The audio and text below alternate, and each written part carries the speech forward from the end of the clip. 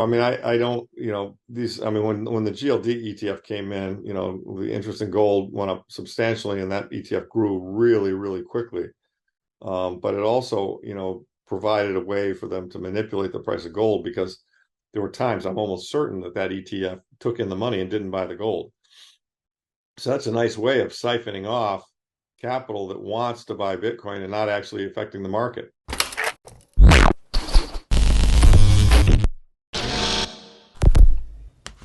Hey guys, welcome back to Everyday Finance. In this video, Larry Lepard discuss about Bitcoin and stock market. According to Larry Lepard, as you can see, interest in gold increased significantly with the introduction of the GETF, and that ETF not only rapidly expanded, but also offered a means for them to influence the gold price, since there were instances where Larry Lepard, very sure that the money was received by an exchange-traded fund, and chose not to purchase the gold. So that's a clever method of diverting funds intended for Bitcoin purchases, and without really having an impact on the market, you understand. It's what Larry Lepard referred to as paper Bitcoin, or paper gold purchase a Bitcoin from you, sending you $36,000. You reply, "Hey Larry, I noticed you purchased a Bitcoin for me, and Larry Lepard received it for..." You may be aware that you may come get it whenever you'd like, but you never really enter the market purchase. The coin, all you've done is sign a paper contract promising to send me a coin at a later time. Bitcoin. Thus, the 36,000 Larry Lepard supplied, you ought to have been used to purchase a coin and create a supply and demand diagram, more precise. And yes, BlackRock is well known for, Wall Street leverages things by kind of rehypothesizing things and doing all kinds of crazy stuff. It's up to you to wring out a meager output from them. But as we like to say, similar to picking up a steamroller or nickels in front of one, since, as you know, there are 21 million S of Bitcoin are all visible on a chain, and lots of things Larry Lepard discuss, so please watch the video to end, and share this video, and subscribe our channel Everyday Finance. Thanks. You're right. It's a great question, and yes, the answer is yes, I am concerned. It has been the history so far. It's been like a risk-on kind of asset. I think the two are going to kind of separate over time. It's a very volatile asset, and it's driven by liquidity flows. It's probably, we've often said it's a loud fire alarm about monetary debasement. Louder than gold.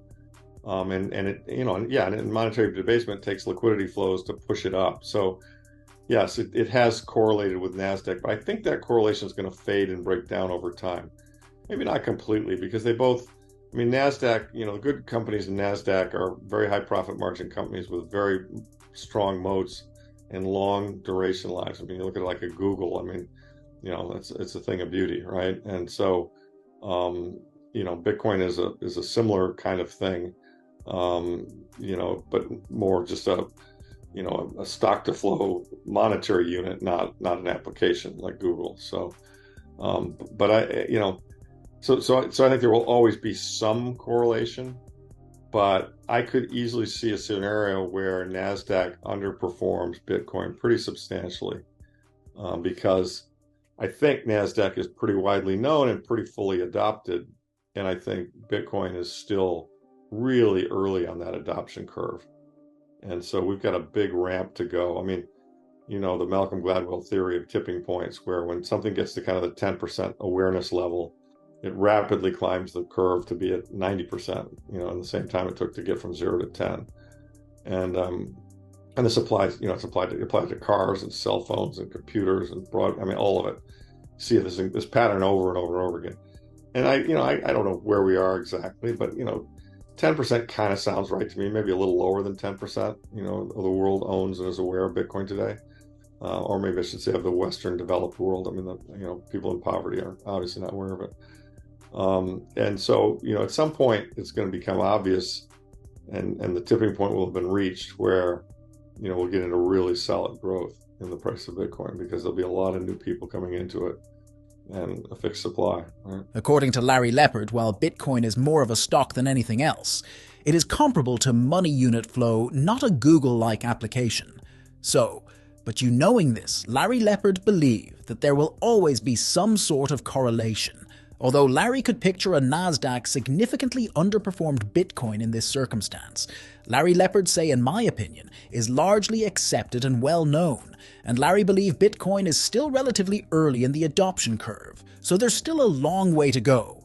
Are you familiar with Malcolm Gladwell's tipping points theory, which states that when something reaches about a 10% awareness level, climbs the curve quickly to reach 90% in the same amount of time it took to go from 0 to 10? And yes, this is applicable to you.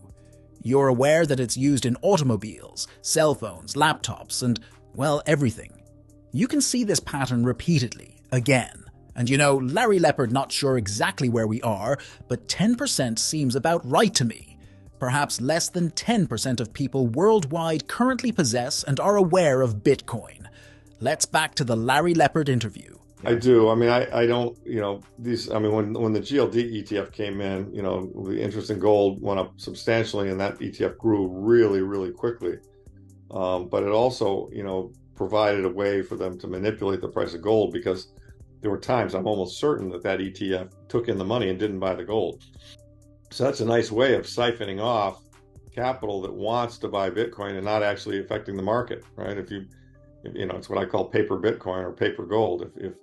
If I buy a Bitcoin from you, I send you $36,000, and you say, "Hey, Larry, you bought a Bitcoin from me, and I got it for you. You can come get it when you want, maybe." And then you never go into the market and actually buy the coin. All you've done is made a contract with me to give me a coin at some point in the future. That's paper Bitcoin. So my 36,000 that I gave you should have gone into buying a coin and making the supply and demand picture more accurate. And yeah, I mean, BlackRock is notorious for, kind of rehypothecating things and doing all kinds of funny stuff. That's what Wall Street does. It levers things up to extract a tiny yield out of them. But, we like to say it's like picking up steamroller or nickels in front of a steamroller. I mean, the fact is there are 21 billion Bitcoin. They're all on chain. We can see them. And the gold market was much more opaque and much more easy to and subject to this kind of manipulation than the Bitcoin market. It's, and you can see where all the coins are. Now, I'm guessing this, in the case and I mentioned, I mean, a lot of people aren't going to publish their addresses, but the point is they could, and there's a way to forensically look at who's buying what, where, when. And so that makes it a little bit different than gold, but it's a risk for sure. It's definitely a risk. I would say this, I think it's on the radar screens of all the central banks. They're very concerned about it. But I also think they kind of know they can't stop it. And that's why they're continuing the propaganda that they're continuing to kind of just knock it down and pay people to knock it down, which I'm pretty sure they're doing. According to Larry Lepard, zigzags that people find confusing, Larry Lepard understand. Right now, stock investors are thinking, hey, this is great. We recently printed 3% inflation, which was 9 goods ago. That's fantastic. Everything is moving in the right direction, and we're all okay. You understand that mentality, right? Larry Lepard, mean if Larry comprehend how they say. Okay, well if it went from 9 to 3, it will move from 3 to 2, at which point you will be done, and everything will be well. Larry Lepard say, in my opinion, is simply that I don't think it's how it operates. Larry believed the other elements I mentioned earlier will stop it. And Larry Lepard believed that one of the reasons things happened as it did, well, there are a lot of reasons, was that, let's face it, the figures are manipulated, working with actual numerical data. Larry mean, you can definitely find shadow government statistics if you visit the Chapwood Index.